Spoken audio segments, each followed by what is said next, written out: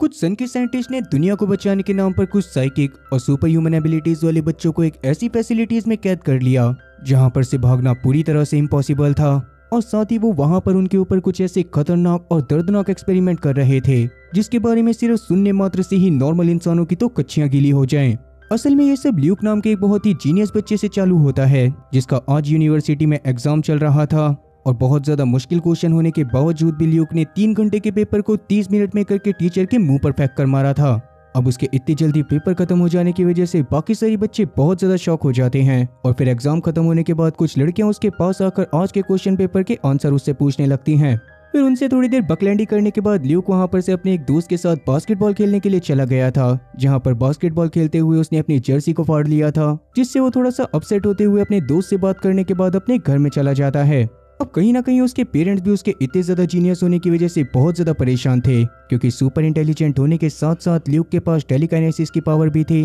मगर ल्यूक को भी उसे कंट्रोल करना बिल्कुल भी नहीं आता था। इसीलिए आज अपने पेरेंट्स से एक पिज्जा रेस्टोरेंट में अपने फ्यूचर के बारे में बात करते हुए धोखे से ल्यूक वहां पर एक प्लेट को गिरा देता है, जिसको वहां पर बैठी एक औरत ने वैसे तो देख लिया था, मगर फिलहाल के लिए वो इन सारी चीजों को इग्नोर करती है। फिर अपने पेरेंट्स से बात करते हुए ल्यूक उन्हें अपने MIT जाने वाले सपने के बारे में बताता है, पर क्योंकि कहीं ना कहीं उसके पेरेंट ने क्रिश मूवी देखी हुई थी, इसीलिए वो उसके इतने ज्यादा इंटेलिजेंट होने की वजह से उसे कहीं दूर नहीं भेजना चाहते थे। यही सोचकर वो उसे पास की किसी यूनिवर्सिटी में एडमिशन लेने की सलाह देते हैं, मगर ल्यूक उनकी बात को नहीं सुनता और अपने घर में जाने के बाद वो MIT के बारे में ही थोड़ी सी और रिसर्च करके सो जाता है। मगर आज रात में अचानक से उसके घर के ऊपर काफी सारे लोगों ने अटैक कर दिया था, जिसमें से एक लड़की काफी सारे सोल्जर के साथ ल्यूक के रूम में आकर सबसे पहले तो उसको बेहोश करती है और बाद में ल्यूक को किडनैप कर लिया जाता है। वहीं दूसरी तरफ न्यूयॉर्क के एयरपोर्ट पर टिम नाम का एक बंदा अपनी फ्लाइट का इंतजार कर रहा था, मगर फ्लाइट के ओवरबुक्ड होने की वजह से अचानक से एयरपोर्ट स्टाफ वहां पर आकर सभी लोगों को पैसे ऑफर करता है ताकि वहां पर मौजूद पैसेंजर अपनी फ्लाइट के टिकट को कैंसिल कर दें, जिस पर आधे से ज्यादा बंदे तो नहीं मान रहे थे, मगर टिम तो तुरंत ही उन लोगों से $500 एक्स्ट्रा लेकर इस बात पर मान जाता है और बाहर हाईवे पर जाकर वहां से गुजरने वाली गाड़ियों से लिफ्ट मांगने की कोशिश करने लगता है। तब किस्मत से एक भली औरत ने उसको लिफ्ट दे भी दी थी, पर बदले में टिम को उसके ट्रक पर मौजूद सामान को अनलोड कराने में मदद करनी थी, और टिम भी इस पर खुशी खुशी मानते हुए उस गाड़ी में बैठकर फ्री में अपने डेस्टिनेशन की तरफ जाने लग गया था। और वो थोड़ी ही देर में अपने डेस्टिनेशन पर पहुंच भी जाता है, जहां पर जाते के साथ ही किस्मत से उसे एक नोटिस बोर्ड पर एक पोस्टर दिखाई देता है जो कि पुलिस स्टेशन की नाइट वॉकर की पोस्ट का था, जिसको देखकर टिम तुरंत ही उस जगह के पुलिस स्टेशन पर जाकर वहां के इंस्पेक्टर से उस पोस्ट के बारे में बात करता है, और तब वहां का इंस्पेक्टर भी उससे थोड़ी देर बात करने के बाद उसको जॉब पर रख लेता है। वहीं दूसरी तरफ ल्यूक की आंख खुलने पर अभी के लिए तो वो अपने कमरे में ही था, मगर वहां की चीजें उसको थोड़ी सी बदली बदली भी लग रही थी, और सबसे अजीब चीज तो ये थी कि पिछले दिन बास्केटबॉल खेलते हुए उसकी जो टी-शर्ट फटी थी, इस कमरे के अंदर वो पूरी तरह से सही होती है। तब इसी बात से थोड़ा सा शॉक होते हुए वो तुरंत ही अपने कमरे के बाहर निकलता है, और तब जाकर उसे पता चलता है कि वो असल में तो अपने घर में था ही नहीं। तब कॉरिडोर में उसकी मुलाकात कैलेसी नाम की एक लड़की से होती है, जो कि उसे बताती है कि अभी के लिए वो लोग द इंस्टीट्यूट नाम की एक फैसिलिटी में है, जहां पर उनके जैसे सुपर पावर वाले बच्चों को पकड़ कर लाया जाता था, मगर ना तो वो लोग यहाँ से अपने मम्मी पापा को कांटेक्ट कर सकते थे और ना ही बाहर की दुनिया में उनके यहाँ पर होने के बारे में किसी को कुछ भी पता था। इस जगह पर बच्चों पर होने वाले सारे एक्सपेरिमेंट का ध्यान में सिक्स भी रखा करती थी, और वहाँ पर होने वाले सारे एक्सपेरिमेंट डॉक्टर हेंड्रिक्स करा करते थे। उन दोनों के अलावा वहाँ पर मिस्टर स्टैक हाउस नाम का सिक्योरिटी हेड भी था, जो कि द इंस्टीट्यूट की सारी सिक्योरिटी को संभाला करता था, और खासकर इस बात का ध्यान रखता था कि कोई भी बच्चा वहाँ पर से किसी भी हालत में भागने ना पाए। अभी के लिए वो तीनों के तीनों ही ल्यूक और साथ ही कैलिसा की बातों के ऊपर नजर रख रहे होते हैं, और ल्यूक के इतनी ज्यादा खतरनाक सिचुएशन में होने के बावजूद भी उसे पैनिक ना करता हुआ देखकर काफी ज्यादा शॉक थे। बाहर अभी के लिए ल्यूक को कैलिसा से बात करते हुए ये बात पता चलती है कि कैलिसा के पास असल में टेलीपैथी यानी कि लोगों के दिमाग को पढ़ने की ताकत थी, और ये बात जानने के बाद तो ल्यूक ने भी उसको बता दिया था कि उसके पास असल में टेलीकाइनेसिस की पावर है। खैर अभी के लिए कैलिसा उससे बात करते हुए उसे अपने पास मौजूद इंस्टीट्यूट की सारी जानकारी दे देती है, जिसके तुरंत बाद ही उसने ल्यूक को बिना कुछ भी बोले उसको किस कर लिया था, पर उतने में ही स्टैक हाउस वहां पर आकर ल्यूक को अपने साथ 6B से मिलाने के लिए ले जाता है। वहीं जैसा कि टिम को अब तक नाइट नॉकर यानी कि रात में उस पुलिस स्टेशन के आसपास के एरिया में पेट्रोलिंग करने का काम मिला था, तो पुलिस स्टेशन में ही मौजूद ऑफिसर वेंडी उसको आसपास के एरिया के बारे में सारी जानकारी दे देती है, जिसके बाद उसने टिम को रात के समय में पेट्रोलिंग के काम पर आने को बोल दिया था। दूसरी तरफ इंस्टीट्यूट में 6B के पास जाते हुए ल्यूक अचानक से लिफ्ट में उसी लड़की मिशेल को नोटिस करता है, जो कि उसको किडनैप करके इंस्टीट्यूट में लेकर आई थी। तब उसको देखते ही ल्यूक तो उससे बात करते हुए उससे अपने पेरेंट्स के बारे में जानना चाहता था, मगर तभी स्टेक हाउस और उसके साथ मौजूद एक गार्ड ल्यूक को जबरदस्ती पकड़कर लिफ्ट में डाल देते हैं और सीधा 6B के पास ले जाते हैं।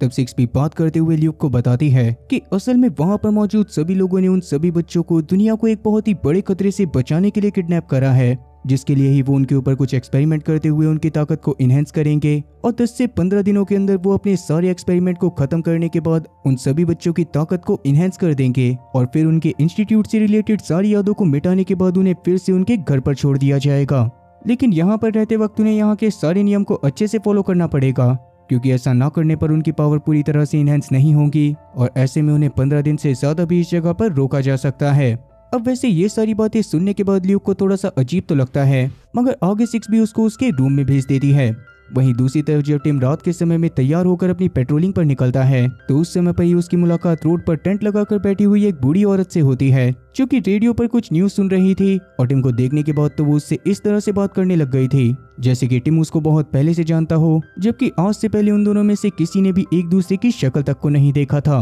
अब वैसे टिम को तो ये सारी चीजें काफी ज्यादा अजीब लग रही थी, मगर तब वो बूढ़ी औरत टिम को जॉर्ज नाम के एक बंदे को सुनने की एडवाइस देती है और साथ ही उससे ये भी कहती है कि दुनिया में ऐसी काफी सारी अजीबोगरीब चीजें हैं जिनसे दुनिया भर के लोग पूरी तरह से अनजान हैं। अब जैसा कि ये सारी की सारी बातें टिम के ऊपर से जा रही थी, इसीलिए वो तुरंत ही वहां पर से कट लेता है। वहीं दूसरी तरफ इंस्टीट्यूट में मेलिशिया को अपने काम से 48 घंटे की छुट्टी मिली थी, इसीलिए वो बाहर की दुनिया में जाकर वहां पर थोड़ा सा एंजॉय करने वाली थी। लेकिन तब उसके बाहर जाते समय स्टेक हाउस उसके पास आकर उससे बात करने लगता है, जिस दौरान उनकी बातों से साफ समझ में आ रहा था कि कहीं ना कहीं मिशेल से ल्यूक को लाते वक्त एक बहुत ही भारी गलती हो गई थी और शायद अब उसके पेरेंट्स इस दुनिया में नहीं थे। खैर अभी स्टेक हाउस उसको इस बारे में टेंशन ना लेने को बोलकर उसे अगले बच्चे को सावधानी से लाने को बोलता है, जिसके तुरंत बाद मेलिशिया वहां पर से निकल गई थी। और वहीं दूसरी तरफ ल्यूक अभी एक लैब की तरफ जाते हुए मॉरिन नाम के एक स्वीपर से बात कर रहा था, जिससे बात करने पर उसे पता चलता है कि असल में वहां पर डिसिप्लिन से रहने वाले बच्चों को टोकन्स दिए जाते थे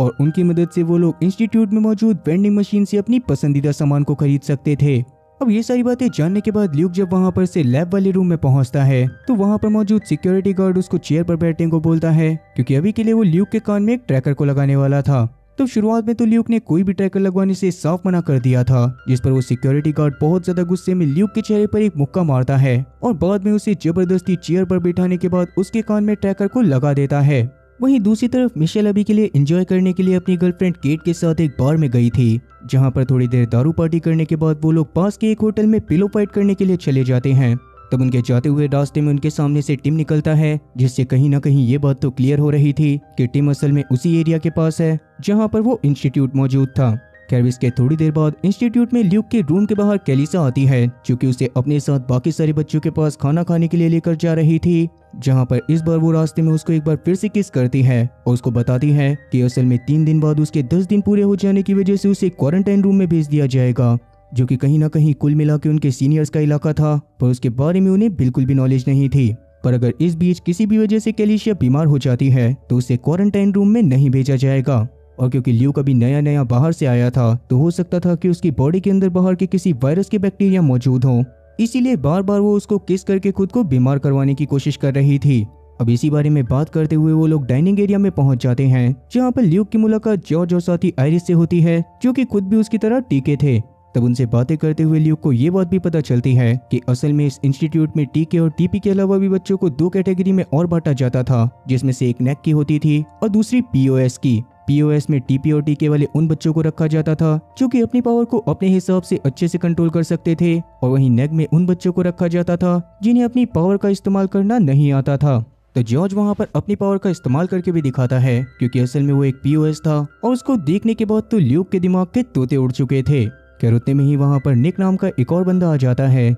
जो कि बातचीत करने में बाकी लोगों के मुकाबले थोड़ा सा गुस्सेल था और कहीं ना कहीं वो ओपनली इस बात को एडमिट करता था कि उसे जबरदस्ती इस जगह पर रहना बिल्कुल भी पसंद नहीं है। वहीं होटल में पिलो फाइट करने के बाद केट तो सो गई थी, मगर कहीं ना कहीं ल्यूक के पेरेंट्स की मौत की वजह से मिशेल का तो बहुत ज्यादा दिमाग खराब था और अब उसको इंस्टीट्यूट वाले बहुत ज्यादा गलत लग रहे थे। इसीलिए वो केट को उठाने के बाद इन सारी की सारी चीजों के बारे में सब कुछ बता देती है जिसके बाद उसने इन सारी चीज़ों के बारे में ऑनलाइन पोस्ट करने का भी डिसाइड कर लिया था। मगर उसके ऐसा करने से पहले ही पीछे से केट अपनी गन निकाल कर उसको शूट करके ख़त्म कर देती है। असल में केट खुद भी द इंस्टीट्यूट के स्टेक हाउस के लिए काम करा करती थी, जिसने ही उसको शुरू से मिशेल के पीछे लगाया हुआ था ताकि आगे चलकर मिशेल कभी भी इंस्टीट्यूट के बारे में किसी और के सामने रिवील करने की ज़रूरत ना करे। अब मिशेल को मारने के बारे में वो तुरंत ही स्टेक हाउस को बता देती है और स्टेक हाउस भी मिशेल का सारा काम केट को ही दे देता है। वहीं दूसरी तरफ इंस्टीट्यूट में रात में ल्यूक को नींद ना आने की वजह से वो बाहर चला जाता है, जहाँ पर निकी अकेले बैठकर चेस को खेलते हुए स्मोकिंग कर रहा था। मगर ल्यूक को देखकर वो ल्यूक को अपने साथ चेस खेलने के लिए इनवाइट करता है, जिस पर शुरू में तो ल्यूक नहीं मानता, मगर बाद में वो निकी के साथ चेस खेलते हुए उसे चेस में हरा देता है, जिससे कहीं ना कहीं निकी को भी ये बात समझ आ गई थी कि ल्यूक असल में बहुत ज़्यादा दिमागदार है। इसीलिए निकी अपने मन की फीलिंग को ल्यूक के सामने शेयर करते हुए बताता है कि असल में उसे इस जगह पर रहना बिल्कुल भी पसंद नहीं है और वो किसी भी हालत में जल्दी से जल्दी यहाँ पर से निकलना चाहता है। वो यहाँ पर से निकलने के लिए ही एक प्लान बनाना चाहता था, जिसमें उसे ल्यूक की मदद चाहिए थी, जिसके बारे में वैसे तो ल्यूक कोई क्लियर जवाब नहीं देता, मगर कहीं ना कहीं उसकी बातों से लग रहा था जैसे कि वो निक के प्लान में उसका साथ देने के लिए मान चुका है। खैर अब इसके अगली सुबह सिक्स भी खुद ल्यूक को उठाने के लिए आती है, जहाँ पर वो तुरंत ही उसको अपने साथ बाहर की तरफ लेकर जाने लग गई थी, क्योंकि आज आयरिस के 10 दिन पूरे हो जाने की वजह से उसे ग्रेजुएशन वाले एरिया में भेजा जाने वाला था, जहाँ पर से अपनी ट्रेनिंग को पूरी तरह से खत्म करने के बाद वो सीधा अपने घर में चली जाती। इसीलिए तब उसके लिए वहाँ पर केक और साथ ही बाकी सारे सेलिब्रेशन का सामान मंगाया होता है, जिस दौरान आयरिस और बाकी सारे कहीं ना कहीं दुखी भी थे, क्योंकि वो इस बात को जानते थे कि इंस्टीट्यूट के दूसरी तरफ जाने वाला इंसान आज तक उनसे दोबारा मिलने के लिए कभी भी नहीं आया था, और ना ही उन्हें ये बात पता थी कि ग्रेजुएशन एरिया में आयरिस के साथ किस तरह के एक्सपेरिमेंट होने वाले थे। आज ल्यूक के ऊपर भी पहली बार इंजेक्शन लगाकर उसके साथ भी एक्सपेरिमेंट करे जाने वाले थे, जिसकी वजह से ल्यूक तो थोड़ा सा एक्साइटेड होता है, मगर केली से उसे बहुत ज्यादा सावधान रहने को बोलती है, क्योंकि उन इंजेक्शन की वजह से काफी ज्यादा दर्द तो होता ही था, मगर उसके और भी साइड इफेक्ट हुआ करते थे। खैर अभी आयरिस के जाने की वजह से कहीं ना कहीं निकी बहुत ज्यादा दुखी होता है, क्योंकि निकी और आयरिस एक दूसरे को पसंद करने लग गए थे, मगर अब वो दोनों ये बात जानते थे कि बाहर निकलने के बावजूद भी वो एक दूसरे से कभी नहीं मिल पाएंगे। इसीलिए वो दोनों फाइनली एक बार एक दूसरे को हक करते हैं, जिसके बाद आयरिस भी बाकी सबसे गले मिलने के बाद वहां पर से गार्ड के साथ चली गई थी। वहीं दूसरी तरफ टिम अभी के लिए पुलिस स्टेशन में जाकर वेंडी से बात करते हुए उससे एक गन मांगता है, क्योंकि रात के समय में टाउन के अंदर बहुत ज्यादा खतरा होता था और ऐसे में उसके ऊपर भी कभी भी हमला हो सकता था। लेकिन उसके नया होने की वजह से वेंडी ने उसको गन देने से साफ मना कर दिया था, क्योंकि पहले के टाइम पर असल में टिम खुद भी आर्मी और साथ ही पुलिस फोर्सेस के लिए काम कर चुका था, और उसी दौरान एक मिशन में उसने धोखे से गोली चलाकर एक टीनेज बच्चे की जान ले ली थी। इसी बारे में याद दिलाते हुए वेंडी तुरंत ही उसे वहां पर से भेज देती है, लेकिन उसके जाने के बाद वेंडी को उसके जोक क्रैक करने की आदत की वजह से थोड़ी सी हंसी आने लग गई थी। फिर इंस्टीट्यूट में अपने बॉस से बात करते हुए केट और साथ ही स्टेक हाउस उसे मिशेल के धोखेबाज होने के बारे में खबर देते हैं, जिसके बाद उन्होंने उसकी जगह पर केट को भी अपॉइंट करने के बारे में बता दिया था, और साथ ही अब उस आदमी को ये बात भी बता दी गई थी कि आज के दिन ही आयरिस को भी ग्रेजुएशन रूम में भेज दिया गया है। तब सबसे पहले तो मिशेल के बारे में जानने के बाद वो आदमी उनकी लापरवाही की वजह से उन पर गुस्सा करता है, मगर बाद में वो उन्हें फोकस करके काम करने को कहकर कॉल को काट देता है। खैर इसी बीच ल्यूक के ऊपर भी एक्सपेरिमेंट करने के लिए हेंड्रिक्स उसको अपने साथ एक रूम में लेकर आ गया था, जहां पर उसको एक चेयर से बांधने के बाद उसके सामने एक ऑब्जेक्ट को रख दिया जाता है, और हेंड्रिक्स चाहता था कि ल्यूक अपनी पावर का इस्तेमाल करके उस सामान को हवा में उड़ाए, मगर जैसा कि ल्यूक अपनी पावर का इस्तेमाल अपने हिसाब से नहीं कर सकता था, इसीलिए वो ऐसा करने में नाकामयाब हो रहा होता है। इसीलिए डॉक्टर हेंड्रिक्स तुरंत ही एक दवाई को उसकी बॉडी के अंदर इंजेक्ट करता है, जिससे ल्यूक को थोड़े से चक्कर आने लग गए थे और साथ ही उसके सर में भी दर्द हो रहा था। पर क्योंकि ल्यूक अभी भी उस सामान को हवा में नहीं उड़ा पा रहा होता, इसीलिए हेंड्रिक्स वापस से सेम दवाई के सेम डोज को ल्यूक की बॉडी के अंदर इंजेक्ट करता है, और अब इससे ल्यूक फाइनली अपनी मर्जी से अपनी पावर का इस्तेमाल कर पाता है। लेकिन अपनी पावर का पहली बार अपनी मर्जी से इस्तेमाल करने की वजह से ल्यूक की हालत काफी ज्यादा खराब हो गई थी, इसीलिए जल्दी ही वापस से उसको उसके रूम में भेज दिया जाता है। अब ल्यूक की हालत सच में काफी ज्यादा खराब थी, इसीलिए रास्ते में मॉरियन उसके पास आते हुए उसे कैफेटेरिया में जाकर कुछ खाने को बोलती है, जिससे वो थोड़ा सा बेटर फील करता। तो कैफेटेरिया में जाने पर वापस से उसकी मुलाकात निक से हो जाती है, जहाँ पर ल्यूक उससे बात करते हुए उसे अपने फर्स्ट एक्सपेरिमेंट के बारे में एक्सपीरियंस बता ही रहा था कि तभी वहाँ पर कैलिसिया जॉर्ज को सहारा देकर लाती है, जिसकी खुद की हालत भी आज के एक्सपेरिमेंट की वजह से बुरी तरह से खराब हो चुकी थी। तब निक से जॉर्ज के बारे में पूछने पर ल्यूक को पता चलता है कि असल में आज जॉर्ज का फाइनल ट्रायल का एक ऐसा टेस्ट था जिसे माइंड बॉक्स के नाम से जाना जाता है, जो कि असल में यहाँ का सबसे दर्दनाक एक्सपेरिमेंट था, क्योंकि उस एक्सपेरिमेंट के दौरान तरह तरह की लाइट को दिखाकर आपके दिमाग में मौजूद उन मेमोरीज को ट्रिगर करा जाता था जो कि या तो सबसे ज्यादा बुरी होती थी या फिर उन मेमोरीज की वजह से आप लोग बहुत ज्यादा डरा करते थे। खैर अब इन सारी बातों के बारे में जानने के बाद ल्यूक थोड़ा सा और डर जाता है और साथ ही अब उसने पूरी तरह से डिसाइड कर लिया था कि वो किसी भी हालत में यहाँ पर से बाहर निकलने का प्लान निक के साथ सक्सेसफुल करके रहेगा। पर जैसे कि सर्वेलेंस सिस्टम की वजह से वो अंदर इस बारे में कोई भी बात नहीं कर सकते थे, इसीलिए वो बास्केटबॉल खेलने के बहाने से बाहर जाकर इन सारी चीजों के बारे में बात करने लगते हैं। जहां पर बात करते हुए उन्हें कहीं ना कहीं ये बात तो समझ आ गई थी कि असल में यहाँ का सिक्योरिटी सिस्टम और साथ ही बाहर की फेंसिंग ही सबसे ज्यादा स्ट्रॉन्ग है, जिनसे बचकर बाहर निकलना एकदम नामुमकिन था। और ऐसे में उन्हें या तो किसी ऐसे इंसान की नीड थी जो कि स्टाफ मेंबर हो और उनकी मदद करते हुए जैसे तैसे उन्हें वहां से बाहर निकलने का रास्ता बता दे। मगर इस आइडिया में सबसे ज्यादा रिस्क होता है, क्योंकि अगर धोखे से वो स्टाफ मेंबर 6B या फिर किसी और को इन सारी चीजों के बारे में बता देता तो आगे चलकर ल्यूक और बाकी सबको इसके बहुत बुरे कॉन्सिक्वेंसेस फेस करने पड़ते। इसीलिए अब कहीं ना कहीं उन्हें एक ऐसी टेलीपैथ की नीड थी जो कि किसी तरह से बिना किसी को भी पता चले वहां पर मौजूद स्टाफ मेंबर के माइंड को रीड कर सके, जिसकी मदद से उन्हें अंदर की इंफॉर्मेशन के बारे में सब कुछ पता चल सकता था और वो लोग यहाँ से बाहर निकलने के लिए एक बहुत ही बढ़िया प्लान बना सकते थे। मगर यहाँ पर सबसे बड़ी दिक्कत ये भी होती है कि अभी तक इंस्टीट्यूट में ऐसा कोई टेलीपैथ मौजूद था ही नहीं जो कि POS हो और अपनी पावर को अपनी मर्जी से इस्तेमाल कर सकता हो। खैर अब उसी दौरान वो लोग बातें करते हुए पास में ही मौजूद एक बड़ी फैक्ट्री को नोटिस करते हैं जिसमें से ज्यादातर लगातार काला धुआं निकलता रहता था, लेकिन किसी को भी ये बात नहीं पता थी कि आखिरकार इंस्टीट्यूट के उस हिस्से में होता क्या है। दूसरी तरफ टिम अभी के लिए जब टाउन में घूम रहा था तभी अचानक से वापस से उसे वो बूढ़ी औरत एनी दिखाई देती है, जो कि एक औरत को रोकते हुए उसे बताने की कोशिश कर रही थी कि जोई की मौत असल में कोई एक्सीडेंट नहीं थी। अब इस बात को सुनने के बाद औरत सच में काफी ज्यादा भड़क जाती है, क्योंकि जोई असल में उसका बेटा था जो कि कुछ समय पहले किसी वजह से मर गया था, मगर आज तक उसके मरने के प्रॉपर रीजन के बारे में किसी को कुछ भी पता नहीं चला था। खैर अभी के लिए टिम जैसे तैसे एनी को शांत करवाने की कोशिश करने लगता है, मगर उतने में ही वहां पर एक पुलिस ऑफिसर ड्रू आकर टिम को समझाने लग गया था कि एनी असल में एक पागल डुकरिया है जो कि गांव वालों को अक्सर उल्टी सीधी चीजें बताकर उन्हें मुसीबत में डाल देती है। खैर अब पुलिस स्टेशन में जाकर टिम जोई के बारे में वेंडी से बात करता है, जो कि उसको बताती है कि जोई असल में एक समय पर अपने काफी सारे दोस्तों के साथ दारू पार्टी करने के लिए पास के जंगल में चला गया था, जहाँ की एक रिवर के पास रेड स्टेप्स नाम की एक जगह मौजूद है और उस रिवर के फ्लोइंग वाटर की मदद से काफी हाई वोल्टेज का करंट भी बनाया जाता है। लेकिन उस दौरान काफी ज्यादा ड्रिंक करने की वजह से वो सारे के सारे बच्चे पानी में गिर गए थे और काफी दिनों बाद जाकर उनकी लाशें मिली थी। उस समय से ही एनी का ऐसा कहना था कि असल में उसे इन सारी चीजों के बारे में पहले से इंट्यूशंस हो गए थे और असल में वो सारे के सारे बच्चे ड्रिंक कर नहीं मरे थे, बल्कि किसी ने उन्हें जानबूझकर मारा था। मगर बाद में वहां पर कोई स्ट्रगल साइन न मिलने की वजह से पुलिस वालों ने उस केस को ड्राउनिंग केस बताकर फाइल को बंद कर दिया था और तब से ही एनी जोई की माँ के सामने हमेशा उसे समझाने की कोशिश करती रहती थी कि जोई की मौत कोई हादसा नहीं थी।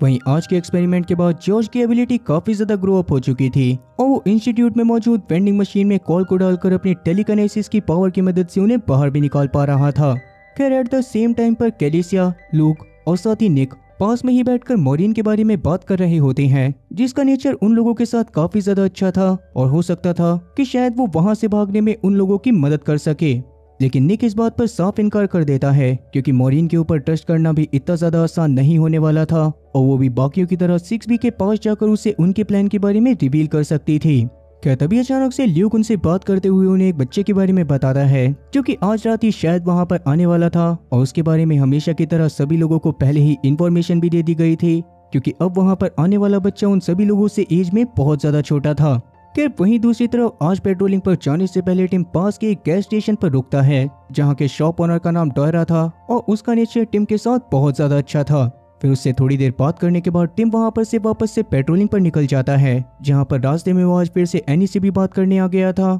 लेकिन एनी से बात करते हुए ही उसे डॉयरा के गैस स्टेशन की तरफ से गोलियां चलने की आवाज आती है, जिसको सुनने के बाद वो तुरंत ही भागता हुआ वहां पर पहुंच जाता है। डॉयरा की शॉप के अंदर असल में 2 चोर घुस गए थे, जिन्होंने ही वहां पर ओपन फायर करना चालू कर दिया था, जिस दौरान वो डॉयरा को घायल करके वहां पर मौजूद सारे पैसों को चुराते हैं और बाद में वो गोली चलाकर गैस स्टेशन के गेट को तोड़ने के बाद एक गाड़ी को लेकर वहां पर से भाग जाते हैं। तब फिलहाल के लिए उन लोगों की परवाह ना करते हुए टिम सबसे पहले डोयरा के पास जाकर उसे फर्स्ट एड देता है, जिससे उसने जैसे तैसे डोयरा की जान को बचा लिया था और अपने बाकी सारे साथियों को वहां पर आने के लिए इन्फॉर्मेशन भी दे दी थी। तब सबसे पहले वहां पर ड्रू पहुंचता है, जो कि इतने टाइम से फील्ड में लगातार वर्क करने के बावजूद भी डोयरी की हालत को देखकर बहुत ज्यादा पैनिक करने लग जाता है, जो देखकर टिम सबसे पहले तो ड्रू से एम्बुलेंस को बुलाने को बोलता है और बाद में वो वापस से डोयरी को संभालते हुए उसे समझाता है कि जल्दी ही उसके लिए मदद आ जाएगी। खैर अभी के लिए इंस्टीट्यूट में अपने काम को खत्म करने के बाद डॉक्टर हेंड्रिक्स अपनी लैब से बाहर निकल रहा था, मगर तभी अचानक से उसके पास स्टैक हाउस आकर उससे सारी की सारी इंफॉर्मेशन लेने लगता है, जिस दौरान उसे ये बात पता चलती है कि जॉर्ज ने अभी तक अपने पूरे पोटेंशियल के हिसाब से अपनी एनर्जी को कंट्रोल करना सीख लिया था और अब उसको ग्रेजुएशन एरिया में भेजा जा सकता है। लेकिन स्टैक हाउस के हिसाब से अभी उसे ग्रेजुएशन एरिया में भेजना सही नहीं था, क्योंकि उसके हिसाब से जॉर्ज के ऊपर और ज्यादा एक्सपेरिमेंट करके वो और भी काफी सारी नई चीजों के बारे में जान सकते थे। खैर अभी के लिए डॉक्टर हेंड्रिक्स उसे ल्यूक के बारे में भी बताता है कि ल्यूक को अभी तक अपनी पूरी पोटेंशियल का यूज करना नहीं आता था, मगर उसके बावजूद भी उसकी बॉडी के अंदर जो उसकी छोटी मोटी पावर एक्टिवेट हुई थी वो भी बाकियों के मुकाबले सच में बहुत ज्यादा थी और आगे चलकर उन्हें ल्यूक की वजह से बहुत ज्यादा फायदा होने वाला था। खैर अब शुरू में तो इन सारी चीजों के बारे में नॉर्मली बात करते हुए स्टैक हाउस जैसे तैसे हेंड्रिक्स को अपने साथ उस बिल्डिंग के बाहर लेकर जाता है, जहां पर अचानक से उसने हेंड्रिक्स को अपने काले इरादों के बारे में बताना चालू कर दिया था, जिसमें उसके हिसाब से बाहर मौजूद ऐसे काफी सारे अमीर लोग थे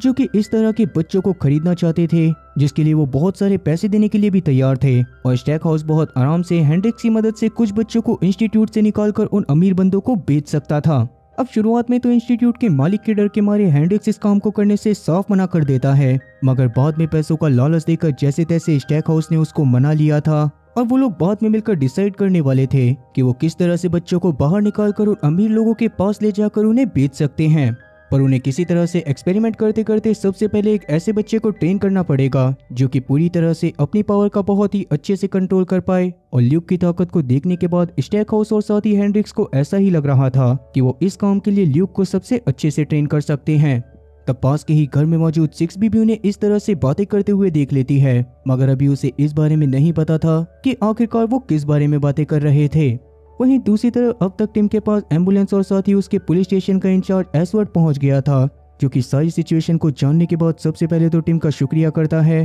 क्योंकि उसकी वजह से ही यहाँ की पूरी सिचुएशन को संभाला गया था और अगर वो नहीं होता तो शायद आज डॉयरी का मरना तय था। खैर रात के समय में जब इंस्टीट्यूट में लूक सो रहा होता है तभी अचानक से बाहर से उसे किसी बच्चे के रोने की आवाज आने लगती है और तुरंत ही बाहर जाकर एवरी डिक्सन नाम के उस बच्चे को संभालने लगता है। उतने में ही वहां पर कैलिसा और साथ ही निक भी आ गए थे, जो कि उस बच्चे को देखकर सबसे पहले तो उसे शांत करवाने की कोशिश करते हैं, लेकिन उस दौरान जब कैलिसा उस बच्चे के दिमाग में झांकने की कोशिश करती है तो उसके तो पैरों तले जमीन खिसक जाती है। तब उसने जॉर्ज के साथ उस बच्चे को शांत करवाते हुए किसी तरह से एक रूम में भेज दिया था और उसके बाद वो निक और साथ ही ल्यूक से बात करते हुए उन्हें बताती है कि एवरी असल में खुद भी एक टीपी था, लेकिन उसकी पावर सच में बहुत ज्यादा थी और वो अभी से ही अपनी पावर का यूज करके अपने आसपास के लोगों के माइंड को पढ़ सकता था। तब ये बात जानने के बाद तो ल्यूक और साथ ही निक बहुत ज्यादा खुश होने लगते हैं, क्योंकि उनके हिसाब से एवरी की मदद से वो लोग आसपास में मौजूद सारे स्टाफ मेंबर के माइंड को पढ़कर अब वहां से बाहर निकलने का रास्ता ढूंढ सकते थे। खैर इसके अगले दिन टोनी नाम का वो गार्ड वापस से ल्यूक को अपने साथ डॉक्टर हेंड्रिक्स के लैब के बाहर लेकर जाता है,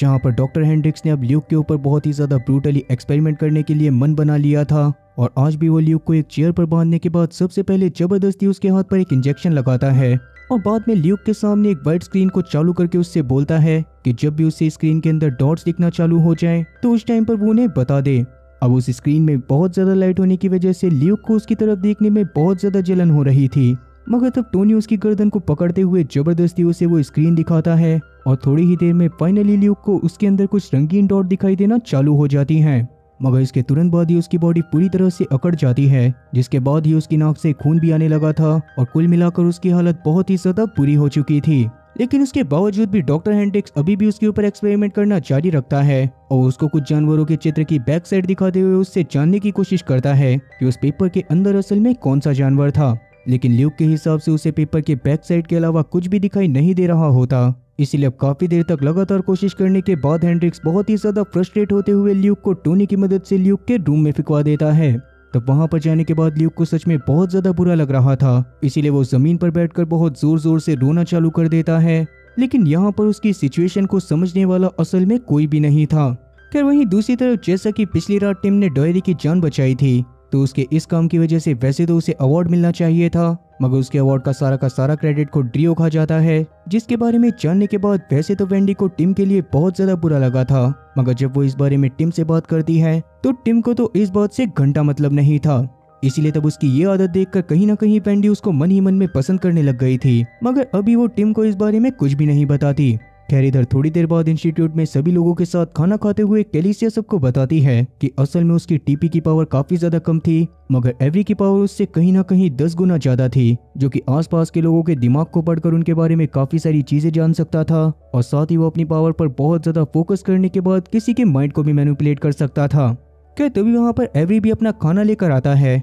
और तब वो बातों बातों में निक कैलिसिया और साथ ही ल्यूक के दिमाग को पढ़कर बता देता है कि ल्यूक असल में कैलिसिया को पसंद करने लग गया था, मगर कैलिसिया को निक पसंद था, और निक के दिमाग के हिसाब से तो उसे इन सब चीजों के मामले में किसी की भी परवाह नहीं थी। अब ये सारी बातें सुनने के बाद तो सारे के सारे लोग पूरी तरह से शॉक हो जाते हैं, लेकिन ल्यूक तब एवरी से बातें करते हुए उसे इस तरह की चीजें किसी को भी न बताने को बोलता है। खैर अब उसी दौरान मॉरिन उन लोगों की आंखों के सामने से निकलकर सीधा 6B के ऑफिस में जाती है, जहाँ पर कहीं ना कहीं 6B और साथ ही मॉरिन की बातों से ये बात समझ आ रही थी कि मॉरिन असल में उन सभी बच्चों से बहुत ज्यादा नफरत करती है, और 6B की वजह से ही बस वो उनसे प्यार से बात करा करती थी, ताकि उनके मन की बात को जानकर बाद में वो उसके बारे में 6B को बता सके। तब उसकी बातों को सुनने के बाद 6B को कहीं ना कहीं ये बात तो पता चल गई थी कि वो सारे के सारे बच्चे मिलकर जल्दी ही यहाँ पर से भागने का प्लान बनाने वाले हैं, मगर स्टैक हाउस इस बारे में सुनते ही उसको अश्योरिटी देता है कि किसी भी हालत में उसकी सिक्योरिटी के नीचे से वो बच्चे यहाँ से नहीं भाग सकते। साथ ही तब 6B अभी के लिए मॉरिन को एवरी से पूरी तरह से दूर रहने को कहती है,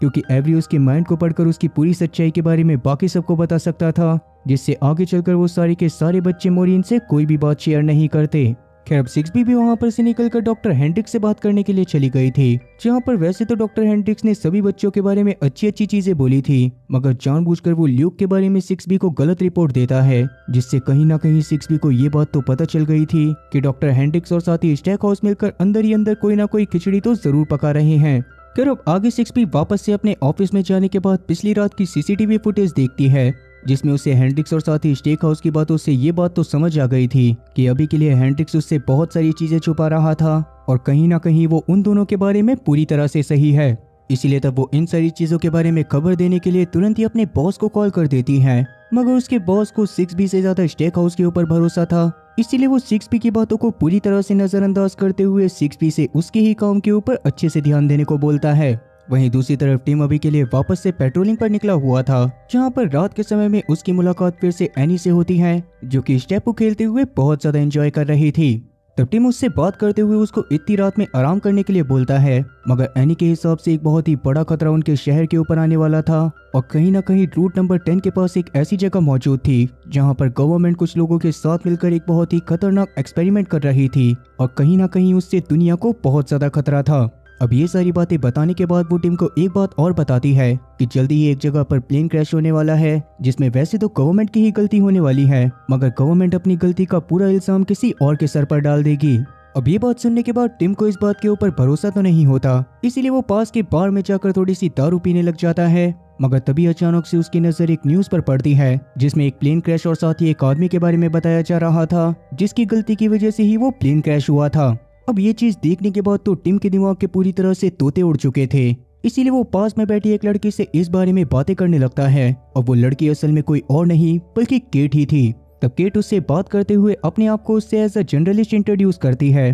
जो जानकर टिम उससे थोड़ा सा इम्प्रेस होते हुए उसे एनी की सारी बातों के बारे में बताता है कि किस तरह से एनी के हिसाब से रूट नंबर 10 के पास एक जगह मौजूद थी, जहाँ पर गवर्नमेंट बहुत ही खतरनाक एक्सपेरिमेंट कर रही थी। अब ये बात जानने के बाद वैसे तो केट को काफी ज्यादा अजीब लगता है, मगर वो अपनी पूरी घबराहट को छुपाते हुए टिम के सामने ऐसा दिखाती है जैसे कि उस जगह पर मौजूद लैब के अंदर बहुत ही खतरनाक डिसीज के ऊपर एक्सपेरिमेंट होते हों। तब इतना बताने के बाद केट तो वहाँ पर से कोई बहाना बनाकर चली गई थी, मगर टिम वहीं पर बैठकर दारू पिए जा रहा था। खैर दूसरी तरफ ऑब्री अभी के लिए ल्यूक के साथ घूम रहा था, जहाँ पर उसको आसपास के स्टाफ के माइंड में चल रहे थॉट्स को पढ़कर उनके बारे में बताने लगता है, जिसमें से टोनी असल में उससे बहुत ज्यादा नफरत करता था। इसके बारे में जानने के बाद ल्यूक तो बहुत ज्यादा शॉक हो जाता है, और क्योंकि अब उसे मॉरिन के बारे में ये बात पता चल गई थी कि मॉरिन उनकी सारी की सारी बातें जाकर 6B को बता देती है, इसीलिए वो थोड़ा सा परेशान हो जाता है। खैर अब इसके अगले दिन ल्यूक ने बाहर की तरफ बैठकर बाकी सबके साथ खेलते हुए उन्हें इन सारी चीजों के बारे में बता दिया था, जिनके बारे में जानने के बाद वो लोग भी पूरी तरह से शॉक हो जाते हैं। और तभी वहां पर निक सोचने लगता है कि अगर वो इंस्टीट्यूट के चारों तरफ मौजूद फेंसिंग को किसी तरह से नीचे से खोद दें तो शायद वो उस जगह पर से निकल सकते हैं। मगर वो फेंसिंग भी असल में जमीन के काफी ज्यादा अंदर तक गड़ी हुई थी। मगर तभी वहां पर ऑब्री फेंसिंग के दूसरी तरफ घूम रहे गार्ड्स के डॉग के माइंड के ऊपर कंट्रोल करता है और तब जाकर उसे पता चलता है कि असल में एक जगह पर फेंसिंग का ऐसा हिस्सा मौजूद था जहां पर थोड़ी सी खुदाई करके वो लोग बहुत आराम से उस जगह पर से निकल सकते थे। अब वो इस बारे में बातें कर ही रहे थे, मगर तभी अचानक से वहां पर कैलिसा बहुत ही बुरी हालत में आती है, जिसके ऊपर फाइनल एक्सपेरिमेंट को करा जा चुका था और इसीलिए अब उसे अगले दिन ग्रेजुएशन एरिया में भेजा जाने वाला था। इसीलिए वो बहुत ज्यादा इमोशनल होते हुए ऑब्री को गले से लगा लेती है, क्योंकि कहीं ना कहीं ऑब्री की वजह से उसे ये चीज तो पता चल गई थी कि यहाँ का स्टाफ उन्हें किसी भी हालत में उनके घर पर तो नहीं छोड़ने वाला, और इसीलिए कैलिसा अभी के लिए अपने बाकी सारे साथियों से अलग नहीं होना चाहती थी। खैर अब किस्मत खराब होने की वजह से कैलिसा को आज ही ग्रेजुएशन एरिया में भेजा जाने वाला था, जिसकी वजह से उसके लिए भी आइरिस के जैसी तैयारियां करी जाती हैं, जो देखने के बाद तो कैलिसिया और ज्यादा परेशान हो गई थी। तब बाकी सारे जने मिलकर जैसे तैसे उसको संभालते हैं और तब ऑब्री उसको ये बात भी बताता है कि किसी तरह से वो कैलिसा के माइंड के साथ कनेक्ट होकर बार बार उससे कांटेक्ट करता रहेगा, जिससे उन्हें भी ग्रेजुएशन एरिया के बारे में ज्यादा से ज्यादा चीजें जानने को मिलेंगी और कहीं ना कहीं कैलिसिया भी उस जगह पर जाने के बाद अकेला फील नहीं करेगी। और फिर थोड़ी देर के लिए निक उससे बात करने के बाद उसे जैसे तैसे समझाता है और बाद में गार्ड्स आकर जबरदस्ती कैलिसिया को अपने साथ लेकर जाने लगते हैं। तब उस दौरान ऑब्री ने कैलिसिया के दिमाग को अपने दिमाग से कनेक्ट कर लिया था और उसे कैलिसिया के विजन से उसके आसपास की सारी चीजें दिखाई दे रही थी। मगर जैसे ही गार्ड्स उसको पकड़कर एक रूम के अंदर लेकर जाते हैं तो वहां पर जाने के बाद तो कैलिसिया के पूरी तरह से होश उड़ जाते हैं और साथ ही एट द सेम टाइम ऑब्री का भी उससे कॉन्टेक्ट पूरी तरह से टूट चुका था, जिसके बारे में जानने के बाद ल्यूक भी काफी ज्यादा परेशान हो जाता है। और अभी के लिए ऑब्री और साथ ही ल्यूक की पूरी हरकतों को 6B भी अपने ऑफिस में बैठकर देख रही थी। खैर तब तुरंत ही ल्यूक को सोचते हुए उठकर सीधा मोरिन के पास जाता है, जहां पर उसने मोरिन के सामने उसे बता दिया था कि असल में उसे ऑब्री की वजह से ये बात पता चल गई है कि असल में मोरिन उनके साथ साथ 6B और बाकी सारे लोगों से भी बहुत ज्यादा नफरत करती है और अगर वो उनसे किसी बात का बदला लेना चाहती है तो ल्यूक उसमें मोरिन की मदद कर सकता था, मगर बदले में मोरिन को भी उनकी वहां से बाहर निकलने में मदद करनी पड़ेगी। अब मोरिन तो ये बात सुनने के बाद बहुत ज्यादा डर गई थी, मगर सर्वेलेंस में होने की वजह से वो ल्यूक को बस इतना ही कहती है कि इस बारे में बात करने का ये बिल्कुल भी सही समय नहीं है, और इतना बोलने के बाद उसने ल्यूक को वापस भेज दिया था। खैर आज रात के समय में अपने काम पर निकलकर टिम सबसे पहले सीधा एनी के टेंट हाउस के पास जाता है, मगर वहां पर आज उसे एनी दिखाई नहीं देती और तब टेंट हाउस के अंदर झांकने पर टिम की आंखें तो फटी की फटी रह गई थी, क्योंकि असल में एनी को किसी ने जहर देकर वहां पर खत्म कर दिया होता है, जो देखकर अभी तो टिम के पूरी तरह से होश उड़ चुके थे और उसे समझ में नहीं आ रहा था कि आखिरकार एनी के साथ ये सारी चीजें किसने करी होंगी। अब वैसे कहीं ना कहीं आप लोग तो इस बारे में समझ ही गए होंगे कि ये सारा का सारा केट का कराया है, मगर टिम को जब इसके बारे में पता चलेगा तो उसका क्या रिएक्शन रहेगा और वो इस बारे में खुद से छानबीन करने की कोशिश करेगा या फिर पुलिस वालों का सहारा लेगा। इवन सबसे बड़ा सवाल तो ये है कि मोरिन आखिरकार 6B से किस बात का बदला लेना चाहती है और क्या वो सच में आगे चलकर ल्यूक और बाकी सबकी इस जगह से बाहर निकलने में मदद करेगी या फिर नहीं। माफ करना, क्योंकि वीडियो के ज्यादा बड़े हो जाने की वजह से मैं इन सारे के सारे सवालों के जवाब इसके नेक्स्ट पार्ट में दे पाऊंगा, पर क्या मुझे इसकी कहानी को कंटिन्यू करना चाहिए? मतलब कि क्या आपको ये सीरीज पसंद आ रही है या फिर इस सीरीज को डिसकंटिन्यू करके मुझे किसी और सीरीज पर वर्क करना चाहिए? कमेंट सेक्शन में अपने विचार जरूर बताना। और हर बार की तरह अगर 100 लोग भी इसके सेकंड पार्ट को देखना चाहेंगे तो पक्का उन 100 लोगों के लिए भी जल्दी से जल्दी मैं इसके सेकंड पार्ट को लेकर आऊंगा। बीच में मेरी थोड़ी सी तबीयत खराब हो जाने की वजह से मैं 4028 रेडी वाली वीडियो को टाइम पर कंप्लीट नहीं कर पाया था, जिसके लिए मैं तहे दिल से माफी मांगता हूँ। पर क्योंकि अब मेरी तबीयत पूरी तरह से सही है तो मैं इस सीरीज के अगले पार्ट और साथ ही आगे आने वाली वीडियोस को पूरी तरह से टाइम पर कंप्लीट करूंगा, जिससे आप लोगों को भी कहानी को जानने के लिए ज्यादा समय का वेट नहीं करना पड़ेगा। बाकी उम्मीद है कि आप लोगों को मेरी एक्सप्लेनेशन वीडियो पसंद आई होगी, और अगर मेरी एक्सप्लेनेशन वीडियो पसंद आई हो तो चैनल को सब्सक्राइब करना और बेल नोटिफिकेशन को ऑल पर सिलेक्ट करना और साथ ही वीडियो को भी लाइक करना। मैं ऐसी ही और मजेदार एक्सप्लेनेशन वीडियोस लेकर आता रहूंगा। खैर तब तक के लिए टाटा और गुड बाय।